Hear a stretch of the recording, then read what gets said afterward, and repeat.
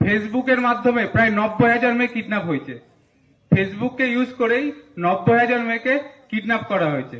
তো যেসব মেয়ে বা ছেলেরা আছে তাদেরকে বলবো, বাইরে থেকে কোনো অজানা কেউ যদি ফ্রেন্ড রিকোয়েস্ট পাঠায়, কেউ কোনো রকম ভাবে সেটাকে একসেপ্ট করবে না। আর আরেকটা নতুন দেখা দিচ্ছে, আমাদের থানায় এসেছিল ক্লাস 6-এ পড়ে একটা মেয়ে, 12 বছর না 13 বছর বয়স, ক্লাস 6-এ পড়ে। মেয়েটার মায়ের মোবাইলে ইনস্টাগ্রাম করে। ইনস্টাগ্রাম শুনেছেন, বাচ্চারা ছোটরা করে, বড়রা অনেকে শোনেনি, ইনস্টাগ্রাম করে। মেয়েটাকে একটা অ্যাকাউন্ট থেকে ফ্রেন্ড রিকোয়েস্ট এসছে, নাম বান্ধবীর নাম করে একটা রিকোয়েস্ট এসছে, বন্ধু এসছে। এবার সেটাকে কি করেছে, একসেপ্ট করেছে, যে আমার বান্ধবী তো আমাকে ফ্রেন্ড রিকোয়েস্ট পাঠিয়েছে, আমি এটা একসেপ্ট করি। দিয়ে বান্ধবীর সাথে কথা বলছে, দিয়ে কিছুক্ষণ পর ভিডিও কল করেছে। তো মেয়েটা ভিডিও কল ধরেছে, যে বান্ধবী আমাকে ভিডিও কল করছে, আমি ভিডিও কলটা ধরি। যখনই ভিডিও কলটা করেছে, আমি যদি ভিডিও কল ধরি, আমার এদিকে আমার মুখ, অন্যদিকে কার মুখ থাকবে, অন্যজনের মুখ। সেদিকে কি দেখা গেছে, একটা ছেলে উলঙ্গ অবস্থায় দাঁড়িয়ে আছে। সেটাকে কি করেছে, 10 সেকেন্ডের জন্য সেই স্ক্রিন রেকর্ড করে নিয়েছে, দিয়ে সেটাকে ফেসবুকে ছাড়ছে।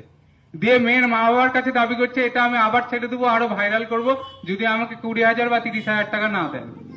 তো বাচ্চাদের হাতে বলে না যে মোবাইল দিতে হয় না, তো কিছু কারণের জন্য বলছি বাচ্চারা এগুলো বোঝে না। ক্লাস 6-এ পড়ে মেয়ে কি বুঝবে, অতটা বোঝার ক্ষমতা নেই। যে 10 সেকেন্ডে যদি ভিডিও হয়ে যায়, মুখটা যদি এদিকে থাকে, অন্যদিকে যদি কোনো একটা বাজে ছবি থাকে, সেটাতে সবারই সম্মানহানি হয়, সে ছোট হোক বা বড়।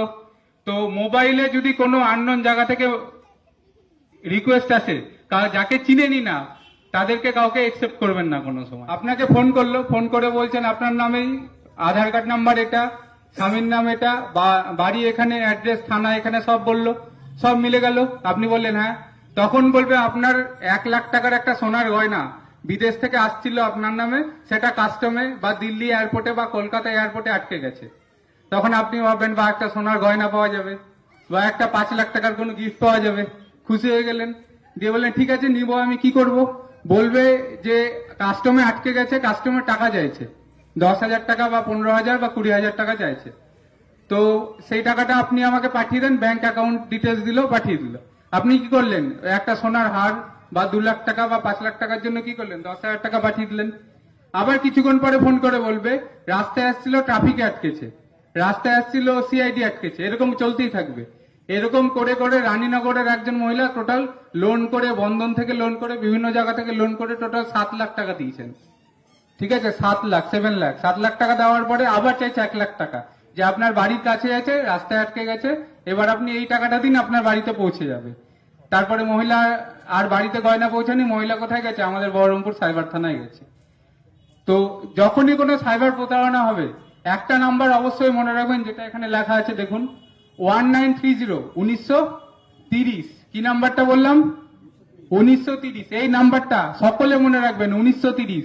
যখনই দেখবেন আপনি কোনো সাইবার প্রতারণার হাতে পা পড়েছেন, তখনই কি করবেন, 1930 নাম্বারে ফোন করবেন, আর লোকাল থানায় যাবেন, একটা জিডি করবে, বা লোকাল থানা আপনাকে বলে দিবে কি কাজ করতে হবে। কারণ এখান থেকে বহরমপুর সাইবার ক্রাইম থানা অনেকটা দূর, 1.5 ঘন্টা 2 ঘন্টা লেগে যায়। তো যে তার আগে যদি কমপ্লেনটা করে নেন, যদি আপনার সাইবার ফ্রড হয়, 1,000 টাকা, 2,000 টাকা, 50,000 বা 1 লাখ টাকা চলে গেছে, আপনি সঙ্গে সঙ্গে কি করবেন, 1930-এ ফোন করবেন, না লোকাল থানায় যোগাযোগ করবেন। কারণ যত তাড়াতাড়ি 1 ঘন্টার মধ্যে কমপ্লেন করতে পারলে আপনার টাকা আটকে থাকবে। যদি 2 ঘন্টা, 3 ঘন্টা, 4 ঘন্টা হয়, টাকা কিন্তু বেরিয়ে যাবে।